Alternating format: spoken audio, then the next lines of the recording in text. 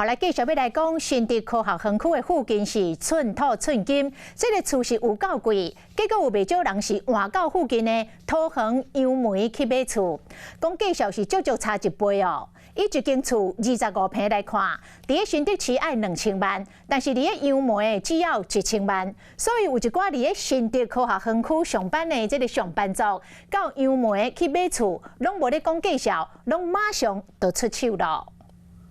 国内重要产业新竹科学园区聚集超过17万人，不过新竹市寸土寸金买厝是无简单，即马袂少人敢若是更较介意附近的桃园市杨梅区，而且买厝的是会使讲是唔免讲价。 与新竹呢，或者是桃园市中心相比呢，相当的亲民哦，房价相对有竞争力，所以吸引了不少这个新竹竹科客哦来此购物买房。两位的介绍到底差偌济？桃园市杨梅区易售的新大楼，去年成交的单价是26到28万，虽然因为需求变大，短时间内房价普悬，今年已经超过30，不过甲新竹市相比，易售的单价超过70，用1户25平来算，买伫咧新竹市总价销大约是2000万。 杨梅大约是1000万，差甲1倍。中人认为，除了家己大以外，杨梅地区细厝的市场嘛不离啊大。 杨梅这边的周边的工业区域哦，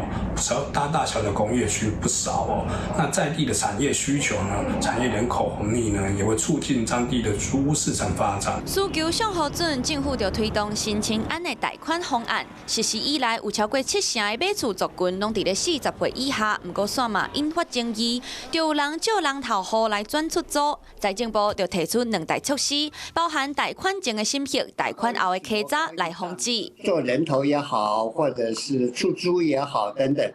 你要防止这个比较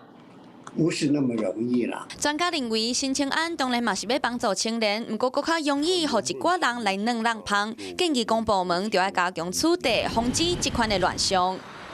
你好，我是宋彦明。想掌握最及时的新闻资讯吗？赶紧订阅、按赞、开启小铃铛，锁定华视新闻 YouTube 频道。